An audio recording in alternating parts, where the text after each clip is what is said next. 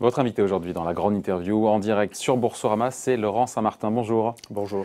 Député La République En Marche du Val-de-Marne, rapporteur général du budget à l'Assemblée nationale. Bon, ce n'était pas le scénario qu'on avait en tête, qu'on imaginait début septembre, quand on est tous rentrés de vacances. Et à cause des nouvelles mesures de restriction, de cette nouvelle vague de coronavirus, on s'oriente, et Bruno Le Maire l'a admis vendredi, vers une nouvelle contraction de l'activité en France au dernier trimestre. Est-ce que vous êtes inquiet pour l'économie française ? Parce qu'on sent bien qu'on est parti pour des mois difficiles, là, a priori. Il faut rester vigilant, vous avez raison, et notre responsabilité, c'est à la fois de préparer l'avenir, c'est ce que nous faisons avec ce budget de l'année 2021, avec notamment le plan de relance, c'est-à-dire préparer le rebond d'une partie de l'activité de notre pays, tout en restant évidemment au chevet d'une activité qui continue à souffrir, notamment vous êtes inquiet ou pas ? avec les restrictions sanitaires. Je suis vigilant, bien sûr, il faut permettre à tous les dispositifs qui existent aujourd'hui, prêts garantis par l'État, fonds de solidarité, activités partielles, de continuer, de perdurer pour toutes ces activités qui restent aujourd'hui malheureusement en difficulté économique à cause des nouvelles restrictions. Et il y en aura probablement d'autres. Donc c'est cette courbe en K que j'ai souvent citée qui doit perdurer, c'est-à-dire à la fois des activités qui repartent, qui peuvent repartir, et d'autres qui sont malheureusement contraintes. Et nous devons en même temps, si j'ose dire, nous occuper des deux et donc financer par des crédits budgétaires ces deux aspects de l'économie. Mais cette récession, a priori, du quatrième trimestre, est-ce que ça ne change pas la donne d'un budget qui a été bâti sur d'autres perspectives et d'autres scénarios ? Ça serait une erreur, je crois, d'abandonner l'idée de relance parce que... Pas d'abandonner, mais de l'accélérer et d'en faire plus en mesure d'urgence. Serait justement plus contracté. Et là encore, la difficulté et toute la nouveauté de ce que nous vivons actuellement, c'est cette dualité. Penser l'avenir et les investissements de demain, et rester en soutien de l'activité. Moi, je vous parle de la deuxième jambe, pas de la jambe de demain après-demain. Il faut penser demain après-demain, vous avez raison. Mais les Moi, deux je parle de la importants. jambe de l'urgence, parce qu'il y a quelques jours, j'ai retrouvé une de vos interviews, vous avez dit le plan de relance est plus que jamais nécessaire. Ouais. C'est vrai, mais en quoi un choc d'offres est une réponse appropriée quand on retombe en récession? Est-ce qu'il ne faut pas plutôt un choc de consommation? Mais les deux, mon capitaine, c'est-à-dire que c'est ce que nous faisons depuis... cette deuxième jambe de choc de consommation. Mais la consommation, pour qui? Aujourd'hui, vous avez une très grande majorité de Français, par exemple, qui ont plutôt surépargné pendant ces derniers mois. Ce qu'il faut, c'est justement leur donner des outils pour qu'ils puissent consommer, mais que cette consommation-là, elle soit aussi en miroir par rapport à de l'offre. Regardez MaPrimeRénov', pour citer un exemple parmi d'autres. Regardez la prime à la conversion automobile. Ce sont des outils d'incitation. Il n'y en a plus, la prime à la consommation, il n'y en a plus. Vous plaisantez, regardez le budget 21, regardez ce que l'on met sur la prime à la conversion. Oui, non, mais les super primes, là, il y a les 200 000 primes là, qui ont permis au marché de rebondir. Toute mesure d'aide à la consommation doit être faite pour accélérer la reprise économique d'un certain nombre de secteurs. On le fait pour le bâtiment, on le fait pour l'industrie automobile. Ça serait idiot, si vous voulez, de considérer que l'un ne va pas sans l'autre. Qu'est-ce qu'on a fait pendant le confinement? On a mis l'économie et la vie sous cloche. À partir du moment où vous enlevez cette cloche, eh ben, il faut faire redémarrer à la fois l'offre et la demande. Je trouve que ces débats-là sont un peu surannés. Ce qui compte, c'est de savoir est-ce qu'aujourd'hui, vous avez une économie capable de repartir, c'est-à-dire une production, et est-ce qu'en face, vous avez une consommation capable de... pour soutenir la consommation alors qu'on s'oriente vers un trimestre récessif? Oui, parce que l'enjeu aujourd'hui... On ne peut pas en faire plus. Non, mais l'enjeu aujourd'hui n'est pas de booster la consommation. L'enjeu, il est de faire repartir la production, il est de soutenir les activités qui ne peuvent pas produire pour des raisons de restrictions sanitaires. Et l'enjeu, il est d'encourager la consommation de ceux qui ont plutôt surépargné par des outils incitatifs, etc. Il n'est pas dans la demande au sens aide, chèque, comme on pourrait l'avoir si vous aviez une paupérisation de la majorité de la population. C'est le cas pour quelques personnes, c'est vrai, pour une petite frange de la population. La grande majorité de nos concitoyens ont plutôt besoin d'outils incitatifs plutôt que d'outils financiers. Oui, mais vous pourriez faire une pierre deux coups avec justement des chèques ciblés, des chèques éco-responsables, de tourisme, culture, de voyage, pour aider les secteurs sinistrés et en même temps aider les consommateurs à... C'est précisément ce que l'on fait quand je vous donne des exemples de MaPrimeRénov' ou de la prime à la conversion automobile. C'est aussi ce qu'on fait quand on aide les ménages les plus précaires, parce qu'il y a aussi des ménages qui ont souffert pendant la crise. Ce qu'on fait, ce qu'a annoncé le président de la République, notamment sur les familles au RSA, sur les jeunes aux APL avec la prime de 150 €, ça, ce sont aussi des soutiens à la consommation. Mais encore une fois, Si on reste dans un schéma classique d'opposition entre offre et demande, non, pas on se trompe pas de d'opposition. réponse. Marcher sur deux jambes bien musclées. Mais la deuxième jambe suivra si la première redémarre. La consommation suivra si la production est capable d'être en face à la hauteur. Et pour cela, il nous faut investir avec l'ensemble des acteurs. C'est ça le plan de relance. Et il nous faut surtout les maintenir en vie. Parce que vous savez, la consommation, elle n'existe pas si vous n'avez plus d'offre en face. Et cette offre-là, il faut d'abord la maintenir à flot. Et on la maintient à flot justement par des outils de soutien économique, comme nous l'avons fait depuis de nombreux mois et ce qu'on continue à faire, malheureusement, puisque c'est nécessaire avec les nouvelles restrictions. Dans l'attente d'un vaccin, d'un traitement, le gouvernement fait, mais il n'y a pas le choix, du stop and go sanitaire. Mais certains disent que ce yo-yo sanitaire, encore une fois, ça crée, je ne sais pas si c'est le mot la volatilité, mais ça décourage voilà, d'investir quand on est chef d'entreprise, de consommer avec du crédit quand on est particulier. On a vu le moral des chefs d'entreprise qui est reparti à la baisse. Oui, mais justement, le plan de relance, c'est quoi? Le plan de relance, c'est un booster de confiance. Le plan de relance, c'est dire si vous investissez, l'État sera à vos côtés pour vous accompagner dans ces investissements. C'est 30 milliards en prochain plan de relance. Sur les 100 milliards, il y en a 30 milliards qui sont réellement injectés dans l'économie. C'est le tiers. Oui, mais il y en a déjà eu. Oui, non, en fait, c'est beaucoup plus que ça. C'est plus de la moitié parce qu'il y en a qui ont déjà été enclenchés dans les lois de finances rectificatives. Il y en a d'autres qui sont dans les investissements d'avenir. Il y en a d'autres qui sont fournis par le BPI-France et la Caisse des dépôts. Je ne vous fais pas aujourd'hui la cartographie du plan de relance de façon exhaustive, mais de façon crédible. Sur 2021, il est assez massif. Sur 2021, qui est l'année problématique. Il est sans précédent. On n'a jamais eu un plan de relance à cette hauteur-là. Et le message, c'est justement celui de la confiance dans l'investissement. Vous avez raison. C'est de dire ceux qui peuvent repartir, repartez maintenant, l'État vous accompagne. C'est extrêmement important comme message parce que, justement, il y a un certain nombre de secteurs d'activité qui peuvent reprendre. Je pense notamment aux services. Les services doivent reprendre et doivent réinvestir et embaucher. Je pense que quand ils sont sinistrés, les pauvres, ils sont sinistrés dans les services. Et quand nous investissons dans les filières d'avenir, l'hydrogène, par exemple. Il faut le faire maintenant. Il ne faut pas attendre que la crise sanitaire soit derrière nous. Sinon, le temps de redémarrer, ce sera trop tard. On aura perdu la compétitivité de nos entreprises.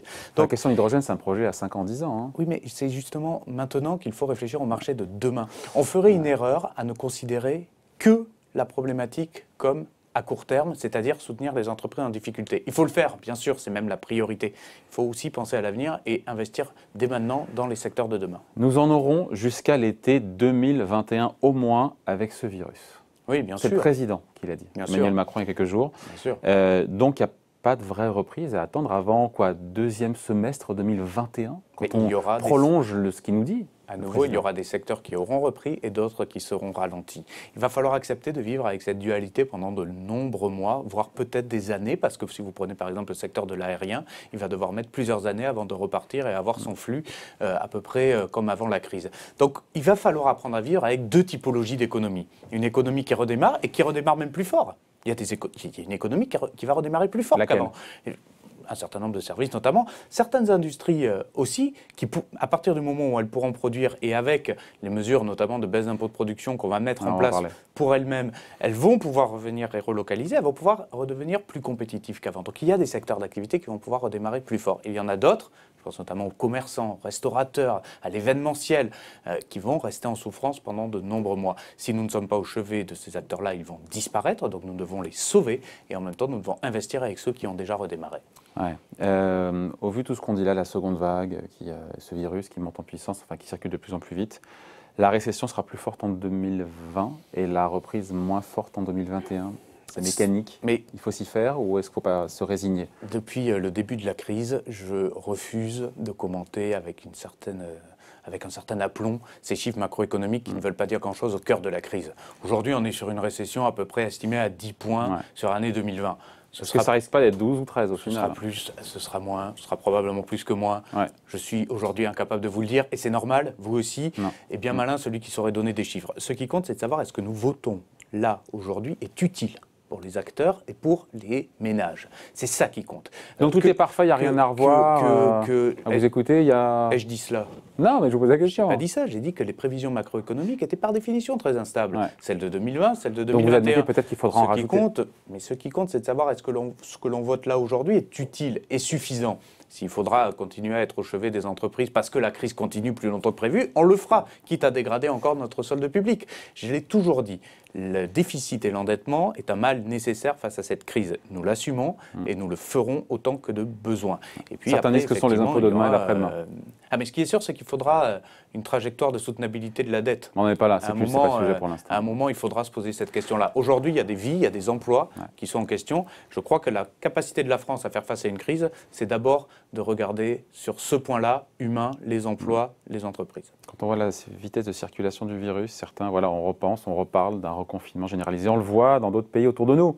Voilà, donc ça vous effraie, cette perspective? Bien sûr que c'est préoccupant. Un reconfinement, c'est des emplois empêchés. Un reconfinement, c'est du chiffre d'affaires empêché. Et donc, c'est revenir sur ce qu'on a connu au printemps et qui, il faut s'y préparer, et qui est un mauvais souvenir pour tout le monde. Je pense qu'il faut se préparer effectivement à tout ralentissement économique dans les prochaines semaines, oui, voire les prochains jours. Non, je parle d'un reconfinement généralisé. Mais on a toujours dit que on n'excluait jamais rien tant que la crise sanitaire était là. Donc je le redis encore aujourd'hui, on n'exclut rien tant que la crise sanitaire est là. L'ensemble des chefs d'entreprise, l'ensemble des salariés, l'ensemble des particuliers. Mais ça se dégrade très vite, ça se dégrade très vite là. Bien sûr que ça se dégrade très vite et que c'est extrêmement préoccupant.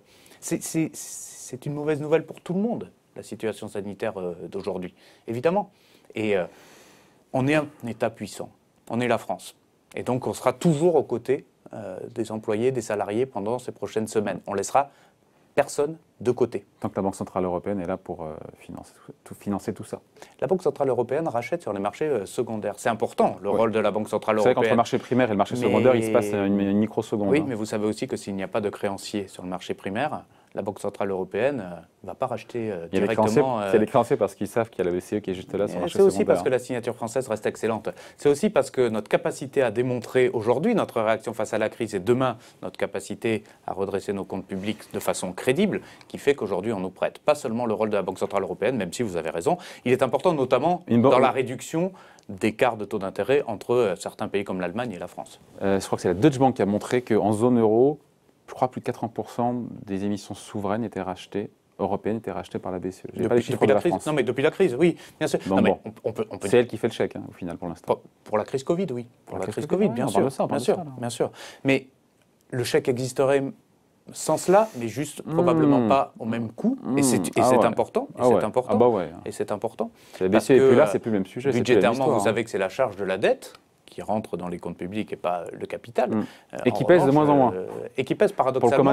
Pour le commun des mortels, il doit se dire, effectivement, mais bon. Il y a un côté un peu paradoxal là-dessus, effectivement, plus nous nous endettons, moins elle coûte cher. Ceci dit, attention, un jour, une remontée possible, on n'est pas là, mais bon, des taux d'intérêt serait pénalisant pour le budget de l'État. Bon, dans votre plan de relance, les entreprises qui bénéficient des baisses d'impôts, 10 milliards d'euros par an à compter de l'année prochaine, auront de nouvelles obligations en termes d'environnement, en termes de dialogue social, en termes de parité.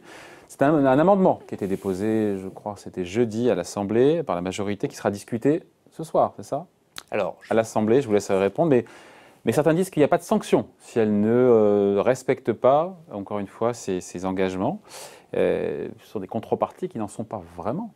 Alors, permettez-moi de vous corriger. D'abord, ce ne sont pas des contreparties face à la baisse des impôts de production. Oui, je sais que oui. La baisse des impôts de production n'est pas conditionnée. Ça n'aurait plan de relance, c'est ça, aucun sens de baisser la fiscalité et de dire, pour bénéficier de la baisse de fiscalité, vous devez faire ci, ça et ça. Non. Donc sur les baisses d'impôts de production, il n'y a pas de contrepartie demandée. La contrepartie, c'est de produire. C'est de produire et d'investir. Ouais. Elle est intrinsèque, la condition. En revanche, mais de produire propre ou pas propre. En revanche, sur les subventions à l'investissement complémentaires, qui sont des crédits budgétaires dans la mission plan de relance. En français, il faut le dire en français, ça veut dire quoi concrètement? La mission plan de relance, c'est effectivement ce que l'État va dépenser pour que les entreprises puissent investir, pour avoir des process industriels plus respectueux de l'environnement, pour avoir des process industriels plus numérisés. Investir. Je suis une entreprise, je veux avoir des meilleurs process industriels, encore une fois, plus digitalisés. Comment l'État m'aide? L'État vous aide par de la subvention d'investissement. C'est-à-dire que vous investissez à un tel montant, l'État vous donne un montant proportionnel directement lié à la finalité de votre investissement. Mais ça s'appelle de l'aide publique d'État. Ça existe depuis de nombreuses décennies. Là, on met 30 milliards d'euros dès 2021 spécifiquement là-dessus et un tiers va directement à la transition écologique. Ouais, ce que je voudrais juste dire sur les contreparties, puisque vous m'avez posé la question. Il est normal que les entreprises, en face d'argent public qui est donné, respectent un certain nombre de critères d'amélioration environnementaux, mais pas que. Parité homme-femme. Sociétaux, parité homme-femme, par exemple.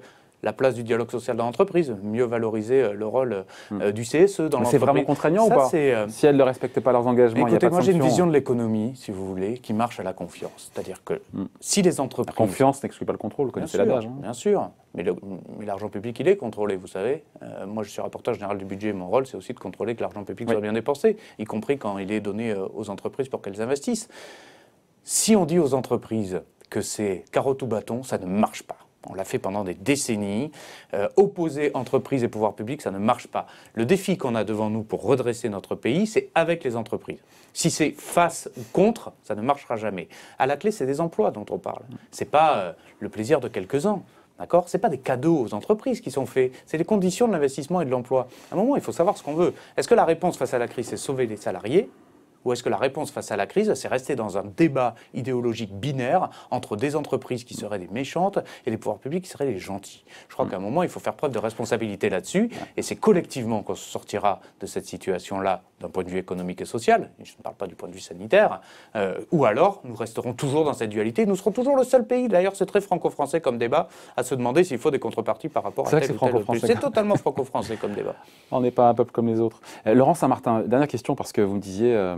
oui, les aides à l'investissement, etc., tout le monde va en bénéficier, mais il y a un baromètre de l'UDP, ce sont l'Union des entreprises de proximité, commerçants, artisans, professions libérales. Ils disent quoi? Ils disent en gros, votre plan de relance, vos aides, c'est jugé en tout cas trop complexe, trop chronophage, et donc résultat, un chef d'entreprise sur deux ne va pas solliciter vos aides. Ils ont raison.